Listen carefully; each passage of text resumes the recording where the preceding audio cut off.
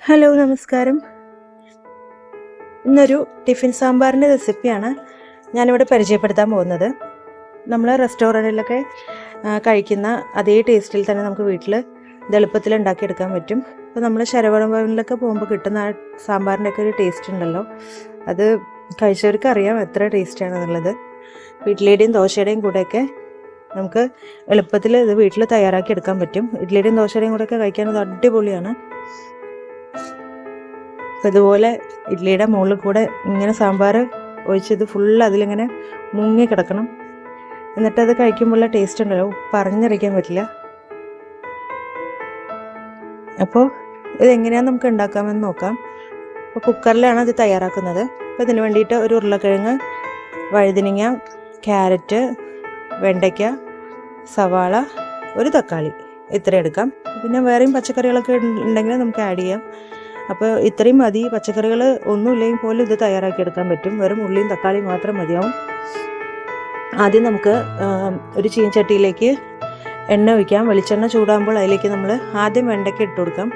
വെണ്ടയ്ക്കയുടെ ആ ഒരു പച്ചച്ചുവയൊക്കെ പോയി കഴിഞ്ഞ ശേഷം നമുക്ക് ബാക്കി പച്ചക്കറികളും കൂടെ, അരിഞ്ഞു വെച്ചിരിക്കുന്ന പച്ചക്കറികളും കൂടെ അതിലേക്ക് ചേർത്ത് കൊടുക്കാം.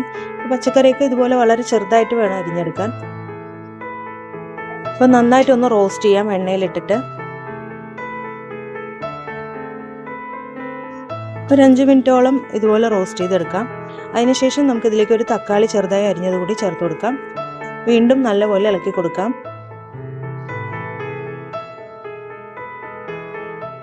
ഇനി ഇതിലേക്ക് പൊടികൾ ചേർക്കാം. ആദ്യം നമുക്ക് ഉപ്പ് ചേർത്ത് കൊടുക്കാം. പാകത്തിന് ഉപ്പ് ചേർത്ത് കൊടുക്കാം. പിന്നെ ഒരു 1/2 ടീസ്പൂൺ മഞ്ഞൾപ്പൊടി ചേർത്ത് കൊടുക്കാം. ഇതൊന്ന് മിക്സ് ചെയ്തതിന് ശേഷം നമുക്കിതിലേക്ക് ഒരു സാമ്പാർ പൊടി ഒരു 3 ടീസ്പൂണോളം ചേർത്ത് കൊടുക്കാം. ഇളക്കി കൊടുക്കാം.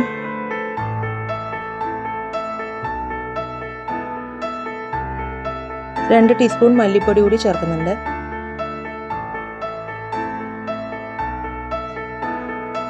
ഇപ്പോൾ വെജിറ്റബിൾസൊക്കെ ഒരുവിധം വാടിക്കഴിഞ്ഞു. ഇനി നമുക്കത് ഓഫ് ചെയ്യാം.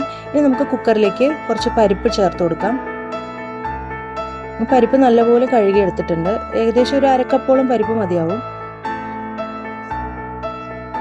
ഇതിലേക്ക് നമുക്ക് ഇപ്പോൾ ഫ്രൈ ചെയ്ത് വെച്ചിരിക്കുന്ന വെജിറ്റബിൾസ് കൂടി ചേർത്ത് കൊടുക്കാം.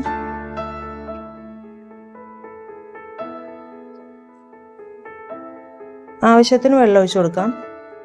ഞാൻ മുളക് പൊടി കൂടി അതിൽ ആഡ് ചെയ്തിട്ടുണ്ടായിരുന്നു. മുളക് പൊടി വളരെ കുറച്ചേ ചേർത്തിട്ടുള്ളൂ. സാമ്പാർ പൊടിയിൽ മുളക് പൊടി ഉള്ളത് കൊണ്ടാണ്, എരിവ് അധികം വേണ്ടാത്തതുകൊണ്ട് ഒരു 1/2 ടീസ്പൂണൊക്കെ ഞാൻ ചേർത്തിട്ടുള്ളൂ. അത് ഞാൻ പറയാൻ വിട്ടുപോയിരുന്നു.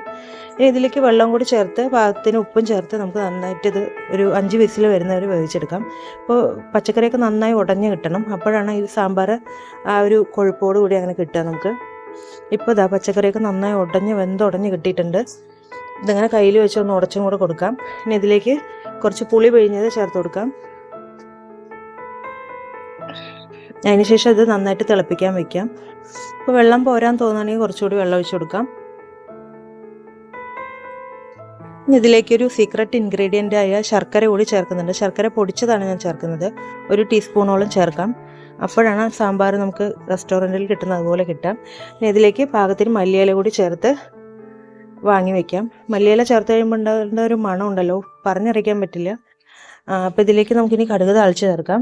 വെളിച്ചെണ്ണയിലാണ് കടുക് താളിച്ച് ചേർക്കുന്നത്.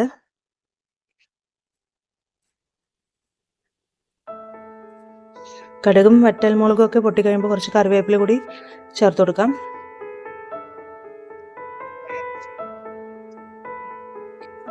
അപ്പോൾ ഇത്രയേ ഉള്ളൂ. നമ്മുടെ അടിപൊളി ടിഫിൻ സാമ്പാർ ഇവിടെ തയ്യാറായി കഴിഞ്ഞു.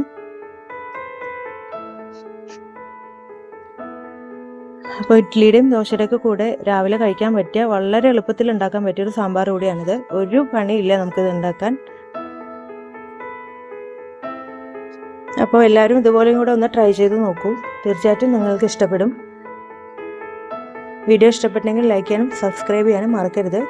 നിങ്ങളുടെ കമൻസൊക്കെ അറിയിക്കണം. പുതിയൊരു വീഡിയോ ആയിട്ട് വീണ്ടും വരാം. താങ്ക്